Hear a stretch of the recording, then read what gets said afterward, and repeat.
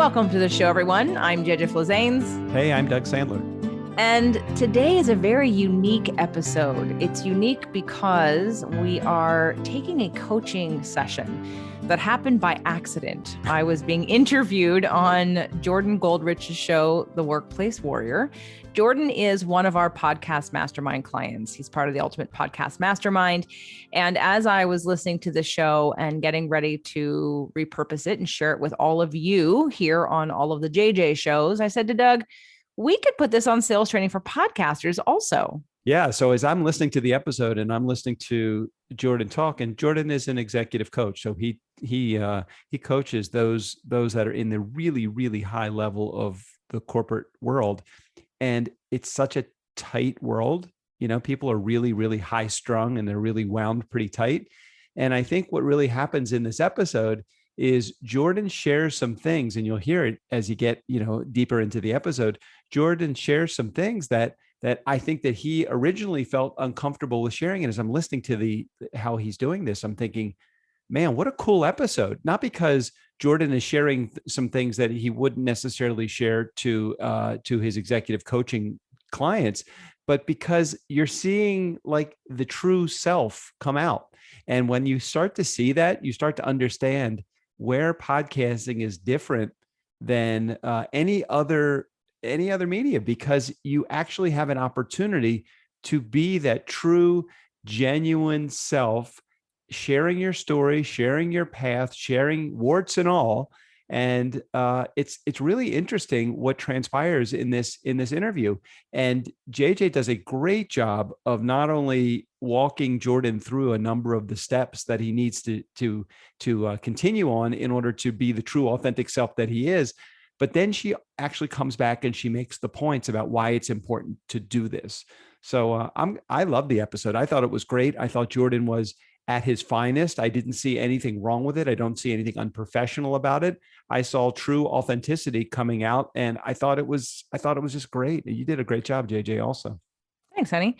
We're sharing with all of you because what happened. So for those of you in my mastermind or those of you in the Inner Circle membership, and of course, everybody else who's just listening to the show, you've heard me talk about The Big Leap by Gay Hendricks. And we work with upper limiting and with The Big Leap in all of the masterminds, including the podcast mastermind, as well as the Inner Circle mastermind, the Emerging Business Builders mastermind. I work with it all over the place because, again, I feel like it's such a great addition to law of attraction and everything else that I'm teaching to help people understand when they want more than they have and why they can't get it or sustain it. And when I was listening to Jordan's show, so we did this recording and then we had a weekend sales training and marketing workshop that Jordan attended. And he made the announcement during that workshop that he was not going to publish the show. And about 4 days before that workshop, he emailed Doug and I and he said, "Am I upper limiting if I don't publish the show?" And I said, "Of course you are." And then Doug said, "Yes, don't worry about it, Jordan, just publish the show." And so Doug and I listened to the episode yesterday on the way back from our new home. Can't wait to tell you all about that and the manifestation power about that. Mm-hmm. And so we're listening to it. And your response, Doug, was that Jordan was concerned he didn't sound sure of himself, or that he maybe thought he came off unprofessional or a little too vulnerable. And I know as I'm listening to it, because I'm vulnerable all the time, I'm thinking, what's the problem? What did you think, Doug? No, I thought exactly as you were saying, what's the problem with that? I think for me, the podcasting world is really an opportunity for you to share who you really are. I mean, your community. We're sharing this on Sales Training for Podcasters because we're sharing with you what we think is essential components and characteristics of a successful person in the podcasting space when it comes to capitalizing on who you are as it relates to selling the services that you have. And why would you ever hide behind your product or service when that is not actually what people are buying? No matter what you are selling through podcasting, you realize that you're taking your podcast community on a journey along with you.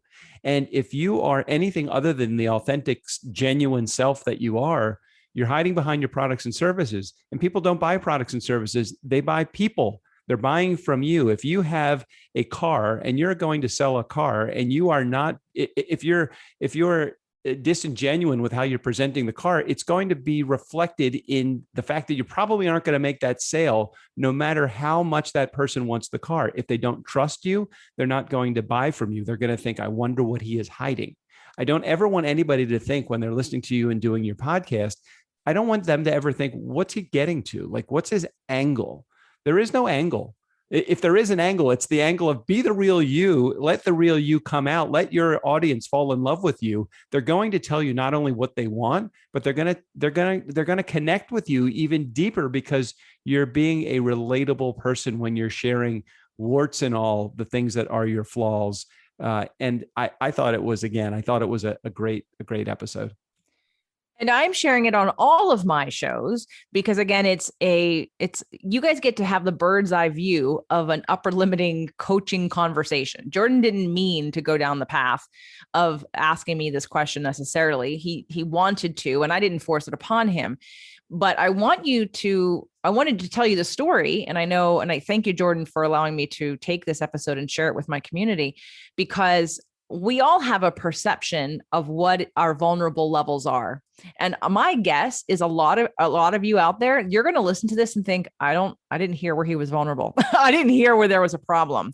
But each person would have that same experience, because whatever it is for you, other people may not perceive it as being as big or as scary or as hairy of a big deal as you do.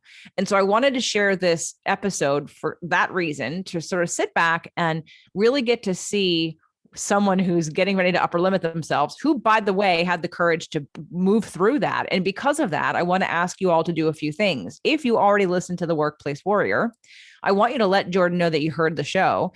And I want you to either congratulate him for having the courage or tell him you heard it. And if you enjoyed it, that you enjoyed it. If you don't listen to Workplace Warrior, one of the things that Doug and I have been coaching him on in terms of being sort of him and stepping into a new sort of brand, one of the titles that came to me months ago that I haven't really pushed him on is the Misunderstood Bully. And when we had a recent mastermind, we asked the rest of the group to vote who liked Workplace Warrior and who liked the Misunderstood Bully. And all hands went up for the Misunderstood Bully. Now, that doesn't mean he's going to change the name of his show. He just might add a second show. But if that resonates with you, if you feel a strong pull when I say that, I would love and appreciate, especially those of you in my community, reach out to Jordan and tell him you're looking forward to the Misunderstood Bully, or you need that because your husband is, or your son is, or you are, or your wife is, or your mother is, or your father is. And it's a frustrating thing to be. So because the power of the community is not unlike anything else out there. And when we can get ourselves reflected back to ourselves from our communities saying, hey, I love that idea and I want what that's going to be about because I need that too.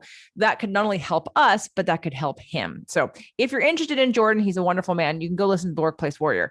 If that doesn't resonate with you, Workplace Warrior, for my community, but you might be interested in the Misunderstood Bully, I would love you to reach out to Jordan and tell him that. So whether it be through workplacewarrior.com or on Facebook, or I think he's on Instagram, you could message him in any way. You can send me the message and I'll forward it to Jordan. Okay. To make it easier. But I want to say thank you, Jordan, for allowing us to take this episode and use it as a teaching episode for everybody, not only on all of my shows, but on Sales Training for Podcasters as well.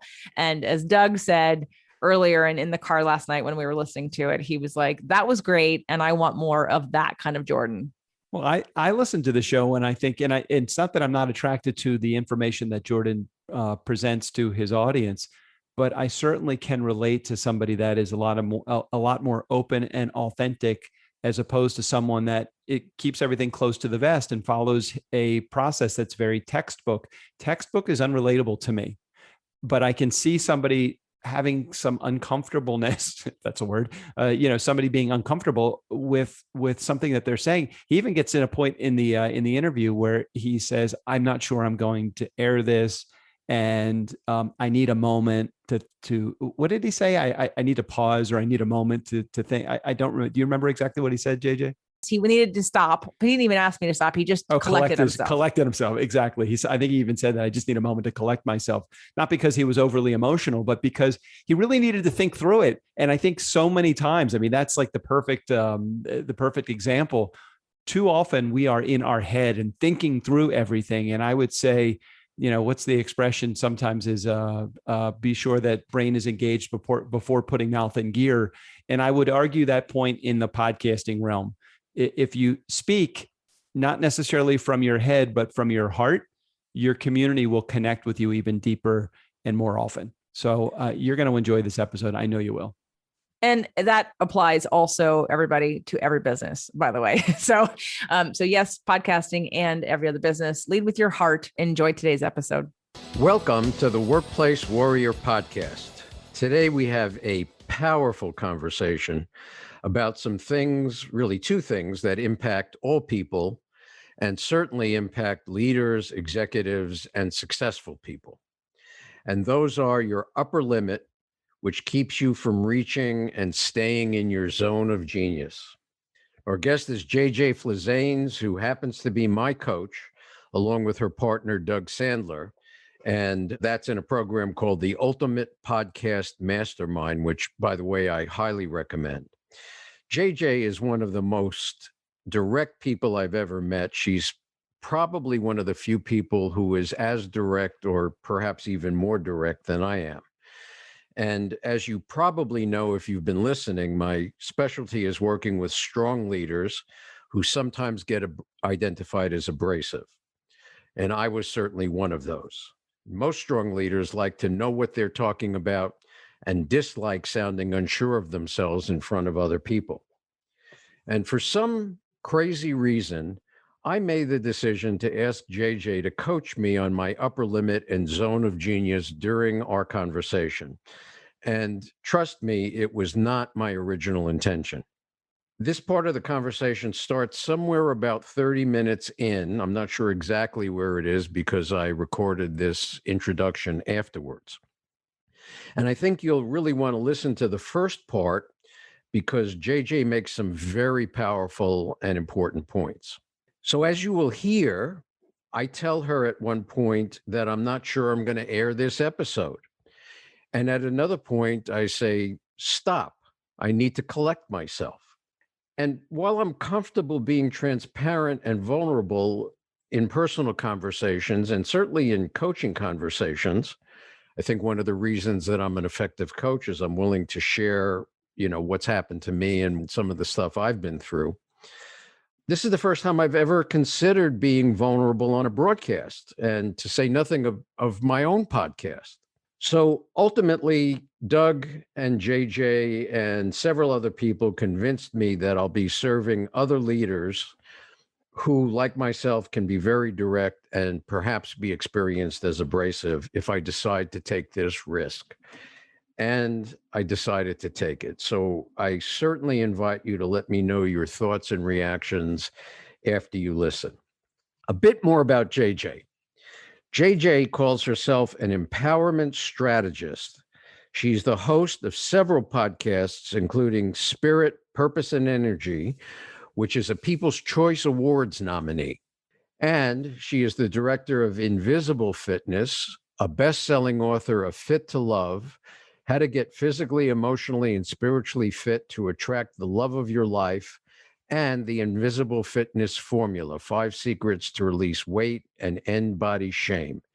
She's been named Best Personal Trainer in Los Angeles for 2007 by Elite Traveler magazine, and she has been featured in many national magazines, including Shape, Fitness, and Women's Health. She's also appeared on NBC, CBS, Fox, the CW, and KTLA. Welcome, JJ. Thanks, Jordan. Happy to be here. Tell our listeners a little bit about how you became interested in helping people build their spirit, purpose, and energy. Well, let's see. I have always been a highly intuitive and emotionally aware person. I'm an old soul. I studied acting and entertaining when I was younger. So I've been on stages. I've always been that old soul hanging out with the older kids or the adults, looking for depth of conversation, looking for concepts, interested in learning. And as I progressed in my life and just questioning things, I mean, even just church, I was the kid that said, why Are we this religion? Why does this religion do this? Why do they do something different over there? So I always asked why, not completely relentlessly, like I didn't annoy everybody, but if I didn't like the answer, I kept asking. I would never take the because I'm your mother or because I told you so as an answer. I said, that's not an answer. I need a real answer to get behind and to see if I agree or disagree with whatever concept you're telling me. So over time, I've just been interested in how the human experience works and how do we tick? What do we think about? What do we focus on? Why are we here? Just all the questions that you could possibly ask yourself. I've asked myself and searched answers to answer them until I felt complete. Not that the learning is never over, but I've gotten to the place where all of my major questions got answered. And I had a understanding of what I thought life and soul and spirit and God, creator source, and our time on the planet while we're here in this physical form in this lifetime. When I got all the answers that I wanted, it helps to backtrack and understand for me how to be happy, how to get what you want, how to attract better things in your life, how to have a better experience while you're here. So it really becomes the overarching life question of why are we here and how do we enjoy our time while we're here? So that's really the nuts and bolts of it. Yeah. So I am curious, with as direct as you are and as my coach, one of the things I've experienced with you is, as I said, you're extremely direct.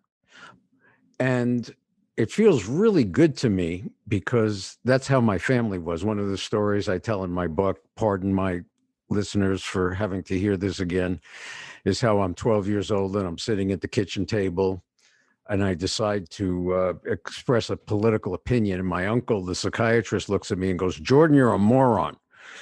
And I didn't for one second think that Seymour thought I was a moron. That was just my family's way of having said, you haven't thought this through. So I'm just curious, both in terms of your professional work and your coaching work, how do people take your very direct personality? Well, I have raving, committed fans, and I've got people who don't like me at all. So it's one of life's greatest lessons as an entrepreneur to really understand that your business will challenge you like nothing else. It will ask you to grow in ways you're not ready for. And if you have resilience and a deep enough passion and a commitment to what you're doing in the world, you learn those lessons. And one of the things about being a speaker or a podcaster or a presenter or a public figure in any way is that you're going to get people who hate you. And what you need to know, which I'm sure you teach your people too, is that it's not about you. None of what anyone else's opinion is of me is actually about me. Now, that doesn't mean that I'm not direct. I'm direct. But when I know that I got a negative review of someone who's listened to my show and I've never met them, I've never had a conversation with them, I don't know them personally, what I know is that I have said something so laser specific that has tickled a wound that you have, that has upset you so deeply.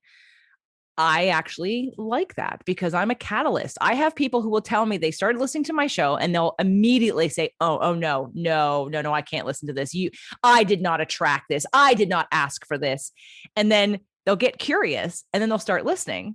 And then they'll binge listen and they'll get over it and they'll really take the lessons and they'll empower their lives and they'll see things change and they'll tell me, yeah, I couldn't take you at first because you were a little too direct for me.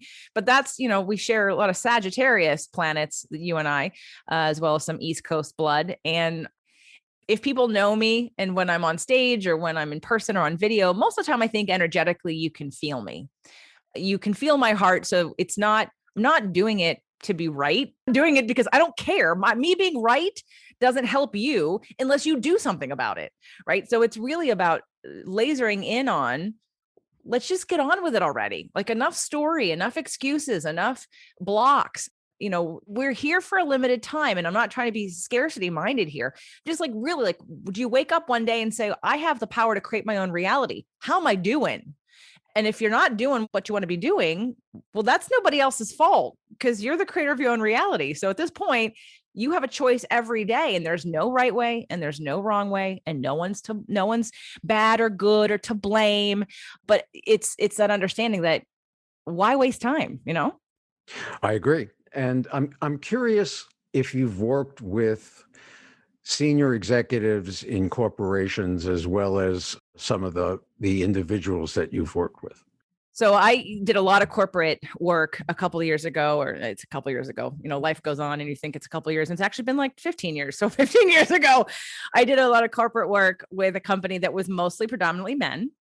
And what was really fun about that was, besides the fact that I'll never do it again for those individual people because they were exhausting, but I really could connect with, and again, they appreciated my directness. They appreciated not beating around the bush. They appreciated me making a joke about the difference between men and women, and really seeing men in a different way. So, I come from a background, and I come from a point of view that masculine and feminine is in all of us. And there's a reason why we have these different hormones and these different pathways in our brain and our different ways of being. It's all part of evolution, and it's very necessary. And what we've come to in our society, I believe, is too much of a neutralizing of both of that. And I know you do agree with that because you want to talk about the feminizing of leadership. And I was totally on board with that, because I agree with you. We have to not villainize the masculine, but we also have to not be afraid of the feminine power that's within all of us. So when I'm a very adaptable trainer, and I'm a very adaptable coach. I say things to you, Jordan, because you can handle it. And because I know some of the people you've trained with in the past, I know some of the things that you've done. I understand sort of the, get to it, get on with it kind of attitude. And so I'm not going to give you fluff. But for someone else who comes to the table who might need more of that, I've gone from teaching power of positive thinking to a company, to Verizon, and teaching them how to see possibility and how to have more compassion. But I've also lit the fire under the butts of Southern California Edison and all of those, outdoor workers, those men who don't take care of themselves, then get upset when they have to be on disability because something bad happened to their health. Sure. So it's about the flexibility, the vulnerability, the authenticity, and then know your audience. Yeah.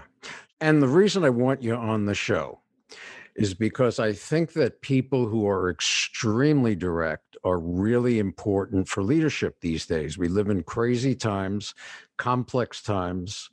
You need people who don't get tired, who see the goal, and they keep pushing. And the leadership conversation, to me, I see it as poles of hard power, soft power. You could also call it feminine, masculine. And I completely agree with you. I love what you said about it's in all of us and we need both.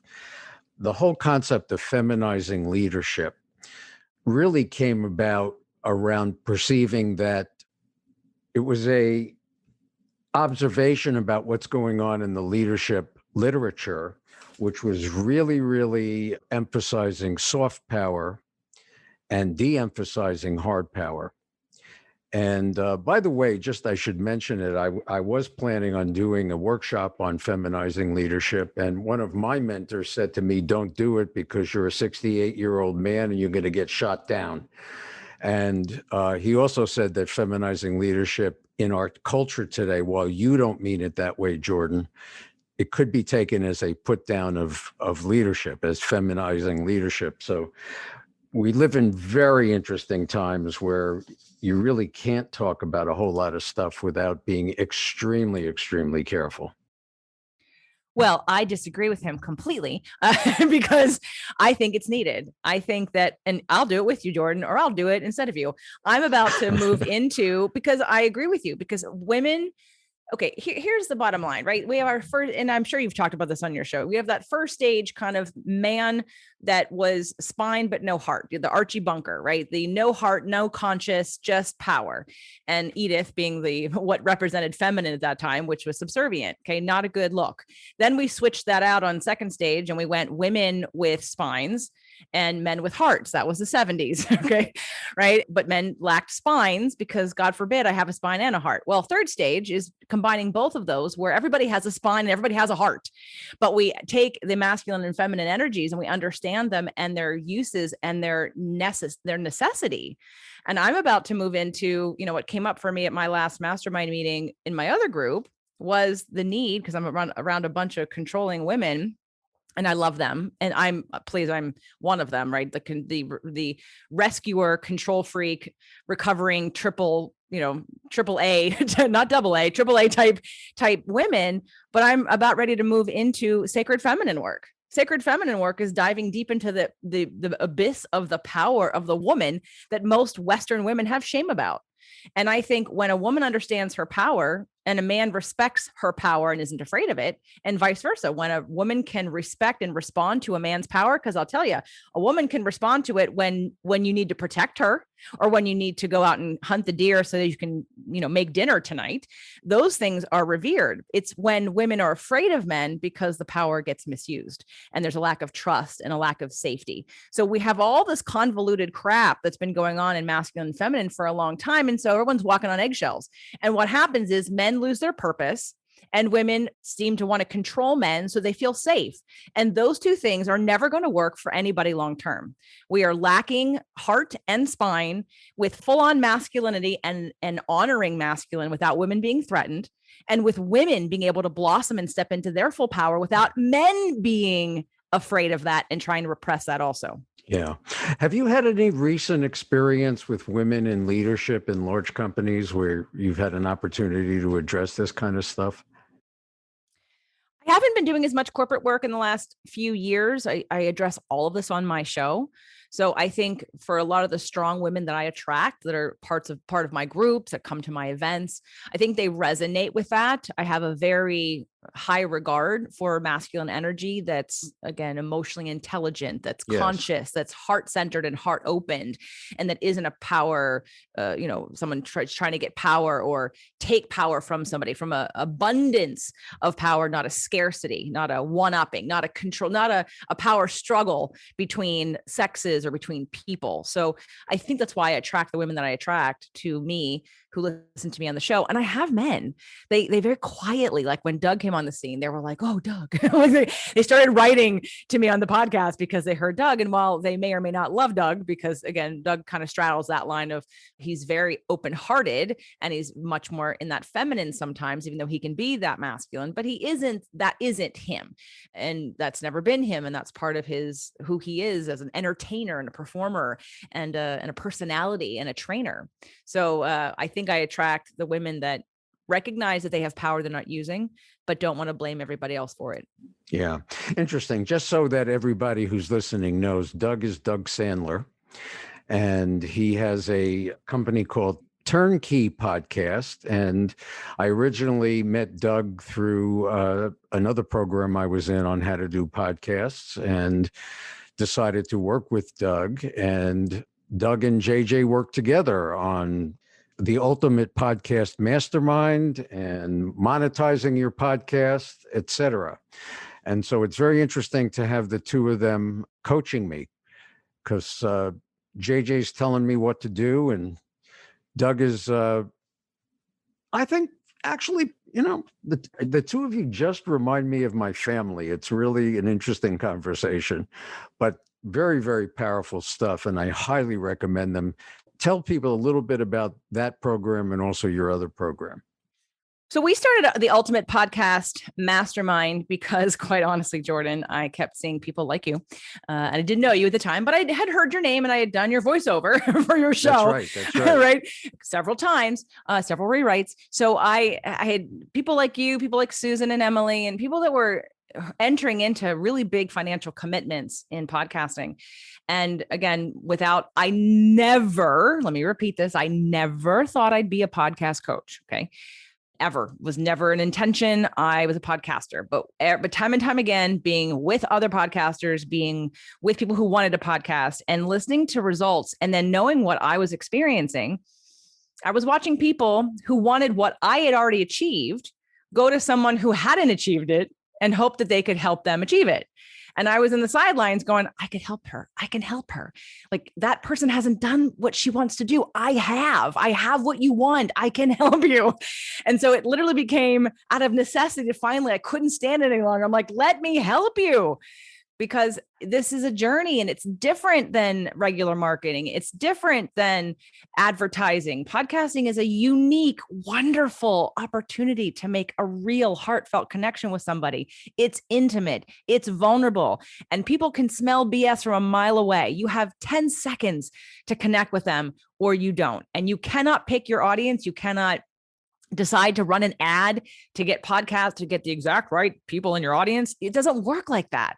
And when, again, my business has been exploding for years in a good way and going more and more. And as I'm on this journey, I know I can help others. And that's how it happened. Again, Doug fought me every step of the way. He didn't want to do it because he didn't want to do it. And he'd seen what other people had done and said, I don't want to do that. And I said, but we have to, because people are struggling and they start a podcast and then they don't make any money and then they quit because they don't know how to make any money. And that doesn't have to be that way. Yeah. So what's the secret? Well, there isn't a secret. I mean, it's about like, there's not one secret. What are the secrets? Well, the secret is, first of all, do a show you want to listen to. Yeah. Number one. Number two, be authentic, be real, and be yourself. Like, one of our podcast members has sort of been on hiatus health-wise, and she just literally returned today. And we talked about like what she's going to do when she picks up her show again. And I said, I want you to take a week and listen to, I sent her a bunch of my shows. I said, I want you to like, to find that cross section of your journey and what helps you, and then sharing that with others. Yes. Because the people who are going to be attracted to you are the ones that are going to be kind of like you, or they're going to want what you have, or they're going to want something similar, or they've experienced the same things you've experienced. And so they want you to lead them down the path that you've already gone down. And I think too many times we approach podcasting from this, oh, I'm going to go and we hear about certain people's successes and we think, I'm going to go make a lot of money real quick. I'm going to be the next big sensation. And it's about the staying power. I don't want to work with any more beginners, not because beginners are bad, but I want someone who's committed to podcasting, committed to a message, who enjoys this process, enjoys having conversations, sharing wisdom, getting excited, helping people. That's who I want to work with, because if you are committed to a bigger message and a bigger journey, the money will come. I promise you, we'll find a way to make money. Doug is about to find out how to make money on his Mustang show, which he did as a complete like, hey, I love my Mustang. I'm going to have a Mustang show. And all of a sudden, with his first call to action, which has taken 18 months, by the way, Jordan, 18 months, he finally put out a call to action. All of a sudden, like 100, 200 people joining his Facebook group. They all want to talk. They all want to be together. And he's having all this amazing engagement, but it's taken him this long because he doesn't need to make any money from it. But it's like, how do I do this? I love the show. I love the subject. The people are cool. This is really fun. Now, how do I make money? And when you follow that in a strategic way. So here's the next step. It's about strategy in everything you do, in podcasting, in marketing, in coaching, in healing, in stretching yourself and finding what your zone of genius is. Does this light me up? What could you do all day long, every day, not get tired, and never need to get paid for it in a perfect world? And mine is, of course, is teaching and helping and sharing and healing and helping people stretch and see their lives in a bigger way, in a better way, in whatever floats your boat. I mean, not that everybody needs to be, having the same goals, of course, but so I think when we look at what's the secret of podcasting, it's the same thing that's the secret of life. If you're having a good time and you're doing what you love, you'll figure it out if you're paying attention. And if you use a little strategy, ask for help when you need it, know that you're on a growth path always. And what you don't know, what you don't know. So find someone to mentor or someone to be a mentor to you, and then get involved and, enjoy the ride. Well, great. I want to take a very brief break, but when we come back, I want to ask you about zone of genius and a few other issues like that, because those have been really powerful for me. So I want to remind everyone that the sponsor of the Workplace Warrior podcast is Workplace Warrior Incorporated, which is a consulting firm that provides executive coaching and leadership development. And if you are a senior or a developing leader who'd like to discuss how to drive results without damaging relationships, you can get in touch with me for a complimentary conversation at jordan@jordangoldrich.com. Also, if you're enjoying this conversation, please rate us on Apple or on your favorite platform. So back to our conversation. One of the books that you recommended to me was a book called The Big Leap. Now, I'm a licensed clinical social worker. I've been doing therapy. I've been in psychoanalysis. I've been in all kinds of personal growth stuff. And my experience has been that books about how I can grow and, reach my higher levels are pretty corny and I don't like them. And all of a sudden I realized, I'm paying these people to help me do my podcast and build my business and all of that. Why don't I read the book she gave me? And I have been absolutely shocked that it is not what I was expecting kind of was a new agey kind of, how to grow and, meet the universe kind of book. I don't know what to say, but be that as it may. And it's not. So there were a number of concepts in there. The one that really, really got me was the concept of upper limit. And so as a therapist, I understand that we have all kinds of conversation that goes on in our head.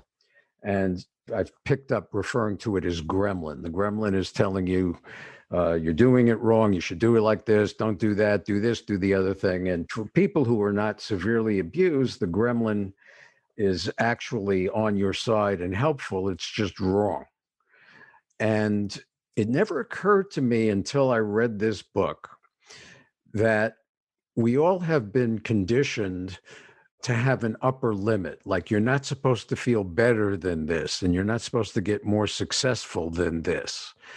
And that was partly what got me to want to have you on the podcast. So I'd like for you to, whether you're a top executive or you are doing anything else, the chances are pretty good that when you're too successful or more successful than your unconscious upper limit tells you to be, that you do things to mess it up. So say a little bit about that. What's been your experience? I read the book the first time in 2018 or from 2017 to 2018. And I will say that my marriage was sort of it was like ending at the time. I was starting my first live event from the podcast. So I was already in transition. And when I was reading it, I wasn't present. So I wasn't getting the benefit from it. I knew that it must be a great book. A lot of people had talked about it. I had it, I read it, and I don't remember what it was. I think it was just that Gay Hendricks and Katie, they live in Ojai, where Doug and I just bought a house. And our dear friend, Michael Neely, has been friends with them since, they were at the birth of his son. And we were talking about different podcast guests. And I was like, oh, sure, I'll have Gay Hendricks on the show. And I thought, I have The Big Leap. Let me go back and read it. And we'll do a show about The Big Leap. And now I'm in a relationship with Doug. And we are all about growth and looking at ourselves and getting to the next level. And so we take it section by section and we're using it on ourselves. In fact, in my Inner Circle podcast, which is a paid membership and paid podcast, we did 4 episodes, episode 9, 10, 11, and 12, because we took sections of the book and literally used ourselves as guinea pigs to self-identify where our upper limits were and what our beliefs that were holding us back and how we could overcome that. So it was us literally working it out on the show for my members. And at that time, that book was perfectly timed for me to use as the cross section. So I teach law of attraction. And basically all that means is that you as a person have a frequency all day long, every day. It changes from subject to subject. If you're happy or sad or worried or whatever, that's a frequency. And you like attracts like. So whatever you think or feel about something is what you expect, and therefore what you get. It's pretty simple. It's physics. It's actually quantum physics. It's science. So when we talk about, people want to dumb down law of attraction to like vision boards and affirmations, which is totally not the point. But there are some like limits to law of attraction. In some people think, well, am I just supposed to be happy? Is that the goal? Like just be happy? Like, I don't understand. How do I be happy all the time? And then how do I sustain that? But when I read The Big Leap, I realized that it was the container of which really could help you transcend your life to the next level, and why we don't. The reason why most people can't sustain a level of happiness, excitement, joy, freedom, love long enough to attract the things that you want is because you do not know how to hold a bigger container. We have a temperature. It's like a temperature gauge. You are used to it being on 100 degrees or whatever. let's say 70 degrees. So if you all of a sudden say, I want more than what I'm used to, you don't have the skills to hold more. Because what happens is all those gremlins that you mentioned, or the subconscious beliefs or patternings or energetic blueprints from our parents or messages from the world, come into play. And then we talk ourselves out of it and we sabotage because we don't know how to expand our energy, deepen our trust, and allow more in. And so I put the big leap in conjunction with law of attraction to really be able to show that this is growth, people. This is what you want. When you get to the next level, if you see this, this is the indicator that you don't feel worthy enough for the next. You don't know, you think that it's going to cost you more time. It's going to overwhelm you. It's going to bring a bigger burden. It's going to mean someone abandons you. There are many different beliefs. Gay puts it in 4 limiting beliefs. And he usually says that everyone has at least 1 or 2, sometimes 3, and, seldomly, but sometimes all 4 of these beliefs. I think I identified 2 that were pretty strong within me. But when you can identify that, then when it happens, it's what you do next about it versus like keep bumping up against that next level and wonder why can't I break through this financial ceiling, or why can't I get to the next job, or why can't I have a better relationship? And basically this framework of the Big Leap can provide that. Yeah. What really amazed me as I read it is he's a psychotherapist, and there was no mention of the law of attraction in the book. And there were some great examples of people, and he was coaching them, but it sounded like therapy to me. And, so I'm going to take a small risk here, or a large risk here, which is you're my coach. I'm going to tell you where I am on figuring out what my zone of genius is. And so what the zone of genius is, as I understand it, and correct me if I don't have it correctly, is where you are at your best, what you absolutely love to do. And I don't think you have to be better than anyone else at, but you are really among the top in the world at doing. Well, I want to correct that a little bit. Okay, I want to massage it because it's not about that because when you said like top in the world, your zone of genius is your life story, your life experience, and what you are passionate about doing, because it's yours. Like nobody can, like there are a million coaches, but a lot of us have different points of view, different life experiences, different passions, different ways of working. And no one can take that away from you because it's yours. And it makes you an expert in providing the kind of coaching that you do because of your experience. It's not about a test that you take to beat out somebody else or someone giving you validation. It's literally your zone of genius because it's what you were born to do. And your life path has prepared you for that. Much better said than I said it. So I just want to remind everybody that I've been assigned to read this book, and this is the first conversation I'm having with my coach on my understanding of this stuff. So you're hearing me get coached a little bit, or a lot. I don't know. Anyway, so up until this point, the first time I went through this and I talked about my zone of genius, it was, as an executive coach or as a speaker. And you said to me, you don't understand it, go back and read the book. And so you've gotten to know me over the last couple of months. Let me tell you what I think my zone of genius is and see what you think. What I think my zone of genius is that when I talk to people, and it's whether I'm as a coach or just as a person, and I haven't quite figured out how to say this yet, but people tell me stuff they would not tell anybody else about themselves. And it's for the purpose of healing and growing. And what I find is that I think that my zone of genius is about having conversations with people where they feel safe enough and challenged enough at the same time to really say the stuff that they haven't either been saying to themselves or to somebody else, and do it in what feels like a safe environment. What is that? Does that sound like me to you? Well, so I would have to ask some follow-up questions, which is why I gave you the sheets. Yes, Jordan, I sent Jordan the Big Leap worksheets, which I will say, by the way, when I interviewed Gay the first time, he's been on the show twice, when I interviewed him the first time about the Big Leap, and I told him that I created this worksheet, he's like, oh, you should send that to me. I'm like, it's your book. You can get your assistant to, all I did was take sections out of the book and put it on a piece of paper. It wasn't a big deal. But when I sent it to you to do, and you sent it back so fast, And I started to read. I'm like, he didn't read the book. He's just answering these questions. So I knew you hadn't read the book because you answered it too fast and you weren't using the language out of the book. So now we're here and you're reading the book, and Right. you. So I would need to ask some follow-up questions without going too down the rabbit hole here. And maybe we'll do a second show and follow up after you finish the book and after we've identified this and see how your business or podcast may change. I have a very strong suspicion that something, again, this is the intuitive part of me. This is how I saw you light up when you talked about the masculine stuff. It's why you're doing a show about workplace warrior. There's you want to defend and make right and honor masculine energy. And I think I know that your other coach said, don't do that because you're too old and you're going to get a shitstorm basically. Okay, fine. And I'd say to you, so when are you going to do it? Like, are you just going to let it go? Or aren't you? I feel like you're holding the torch, like because of your demeanor, because of the way you show up, because of your professionalism, because of your education, you can say that. And I think it can be said in such an eloquent way that isn't offensive. And so what if it's controversial? People need to hear, men need to hear, women need to heal. Everybody needs to heal. Okay. We got too much crap going on and somebody needs to hold the light at the end of the tunnel saying, here, follow me. We don't have to do it the way we did it before, but the way that we're going isn't helping us as men, as leaders, as powerful people really live in our brilliance and live in our zone of genius and honor that within each other.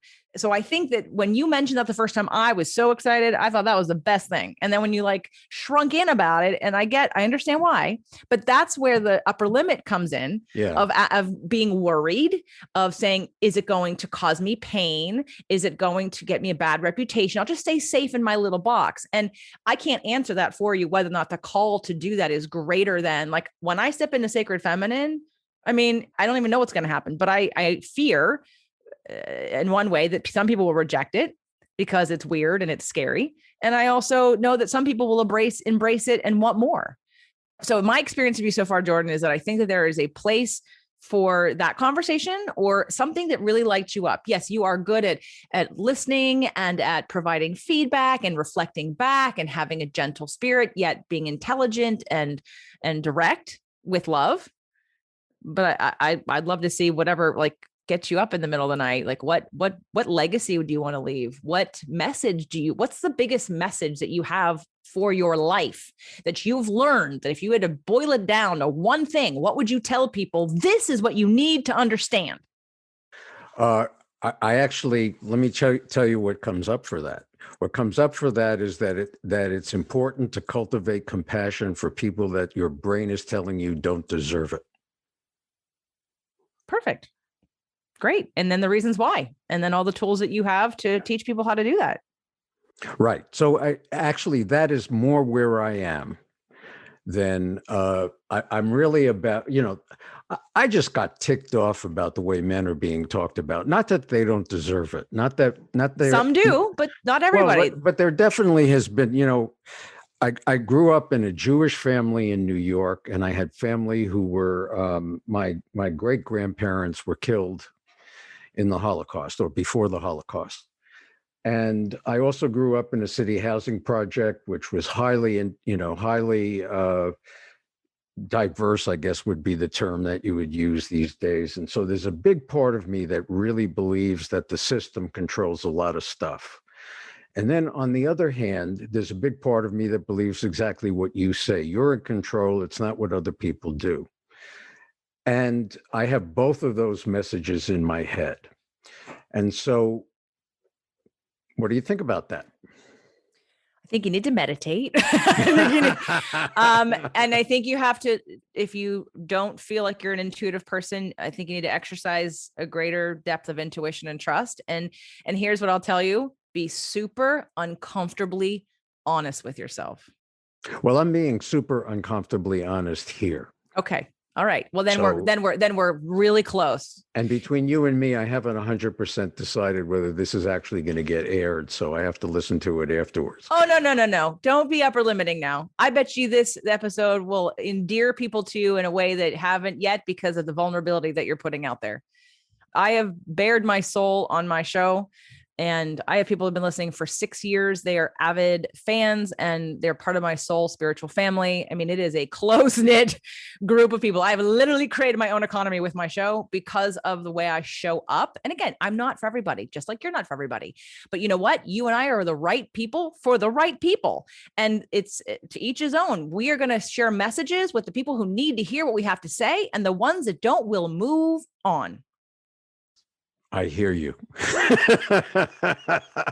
I challenge you to show up in a vulnerable way on your show as a workplace warrior, to show your heart and to let this episode air freely so people hear this, because isn't it what you do in coaching? Isn't this what you help other people do in ways, right? Like you're taking them through a process, which is helping them be honest, learn how to have compassion for themselves, to create space and accountability to take action to the next thing. We're just doing what you do for others. We're just doing it for you right now. This is true. This is true. And that is one of the advantages. It is one of the advantages. By the way, I think right. I gotta collect myself. No, you don't. Just be wild. Let loose, Jordan. When in life are you gonna just let loose? Just be free. Feel free. Yeah. Okay, let's go back. Where was I? So, yeah, this is not an easy thing for me. And I do it really, really well on an individual basis. Talk about my own vulnerability, but with all the people who are talking about cancel culture this year, these days, it's pretty scary stuff. Like I said, when we use outside circumstances to dictate how we show up, we will always be a victim to circumstances. Yes. And if your life is calling you to break free of other people's beliefs, other people's ideas, other people's opinions, this would be the time to be the bravest warrior of all and say, I'm just going to shine my light and be who I am, trusting that the right people will show up and things will unfold the way that it needs to. That in itself, that trust is one of the scariest things most people have a hard time with, because you've been conditioned to do it a certain way, or the heritage, the parenting, the religion, the politics, whatever. We look outside of ourselves all the time to be guided. And I'm going to tell you right now, and I'm sure you know this inside of you, whether you know it intellectually or not, the only guidance you need is your connection to whatever source or God or whatever spirit or universe or the clouds or the sun. I don't care. Whatever. That is your only guidance that you need to be who you are, you incarnated in this lifetime for a reason. And let's get on with it already. And again, it's a process. I break through upper limits all the time, but I have them is the point, right? Yes. I have them, that every new level presents a new level, and I'm afraid of my own power. If you think me being direct or me being like this is like the end game, it's not. This is just what I'm comfortable with. Like with the next level gets even more uncomfortable. And the upper limit belief would be that my love language is quality time. So I have learned how to behave in ways to keep people close to me. I stayed in a marriage the right perfect amount of time, but I took too much responsibility to change that relationship or to try to fix myself, to try to come up with solutions. But I gave myself more responsibility than I needed to. And I upper limited in the way of thinking. But if I used to say to myself, I knew it, I only grow as far as I know he'll accept. The minute Doug and I got together, my wings got to spread. I got to feel what it was like to open to and he encourages it beyond anyone in my life has ever encouraged it. Yeah. And it's only because of that permission and that support that I've allowed myself to venture into this. And I know that you have that support, and I hope we're that support for you to say whatever it is that your deepest calling, we support it. Well, I appreciate that, and very, very powerful. I love what you're saying. I think it's really, really critical for whether you're an executive, a male executive, a female executive, or whatever it is that you're doing. It's really, really critical to get in touch with your own spirit, with your own, what Simon Sinek calls your why, and to develop the ability and the strength and the courage to live with it. So thank you. That's what I'm here to do. It's my zone of genius, be here to inspire empowerment in others, and empowerment within you, not in relationship to anyone except you. Sounds good. As we wind down, are there any final thoughts you would have for our listeners? Well, depending on who's listening, and if you're still listening to me at this point, I guess with the whole understanding of workplace warrior and, being in the space of being a leader, Doug and I interviewed Tom Ziegler yesterday, Zig Ziglar's son. And one of the things that he brought up, which I thought was really poignant, was about, and I mentioned it here today, which is about leadership with vulnerability. And I know that you talked about compassion, and I teach all kinds of things. I teach an astrology course. Why? Because it's a way for people to be compassionate to others and why they act the way they do and why they're different than you and all the different ways that they show up. So all the tools I teach are all about also self-compassion and compassion for others. Now, if you're in a leadership position, it's what I think is power. Let's talk about power for a second. My last words of the day will be that power is not about force. Power is about alignment and energy that's based in heart, authenticity, and the greatest pure, again, love, white light, whatever you want to call it, like just like why you're here. Like if you felt like an angel or a powerful being, or if you were a superhero, it's that like greatest good energy. That is what power is. And also taking responsibility for when you don't show up like that, and not blaming anybody else or forcing anybody else, and learning to just be who you are at the fullest, again, without conditions, and take the responsibility at every step of the path to look at yourself and to claim and be responsible for how you show up and what you can do about it. And if you do that, there is nothing in life you cannot be or do or have. Great. So if people wanted to have more communication with you or wanted to experience your coaching or your teaching, how could they do that? Well, if you're still sort of checking me out and you think, I don't know about this chick, you can just go. I have many podcasts, like many podcasts. So you can go to jjflazanes.com/podcast. And I'm giving that to you because spirit, purpose, and energy may not be the right show for you. Maybe Fit to Love is, or nutrition and alternative medicine, or health and wealth. Some of them have the same content, but it's the entry point that I'm interested in, what you're attracted to. I also have a show called Women, Men, and Relationships. If you're a podcaster, Doug and I have sales training for podcasters.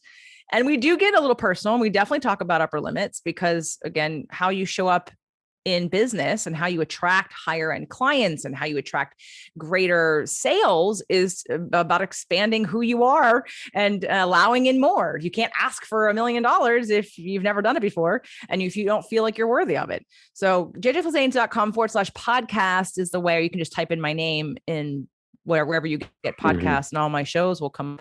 But if you're really seriously moved, like you're like, okay, I need some help right now, I do have a 2-session starter pack.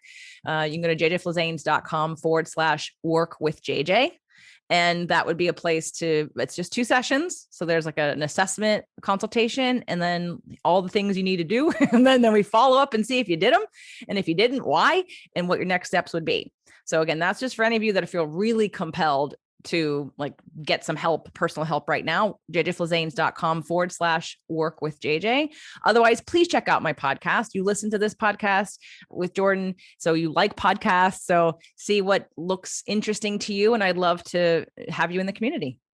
Well, JJ, I thank you for coming on. I really appreciate it. And I have really appreciated it, although I have admitted that being coached by you is definitely a challenge. And I recommend you to everyone. So thank you. Well, hold on. You just said being coached by me is a challenge, and then you recommend. That didn't sound like, can we put a sentence in between there? It's great to be challenged. Oh. If you want to grow, you got to be challenged. So you enjoy the challenge? Oh, yeah. I mean, there are times it makes me really, really uncomfortable. But that's, that's what a warrior does. A warrior goes where it's uncomfortable. And you can't accomplish anything unless you're willing to be uncomfortable. True words. Yes. So let me just remind everyone that the Workplace Warrior podcast is sponsored by Workplace Warrior Incorporated. And if you are an executive or a leader who wants to learn more about driving results without damaging relationships, you can connect with me directly at jordan@jordangoldrich.com. And again, please rate us on Apple or your favorite platform. You're invited to join us every week for a challenging conversation perhaps not as challenging as this one was. And it's about driving results without damaging relationships. So thank you, and until next week.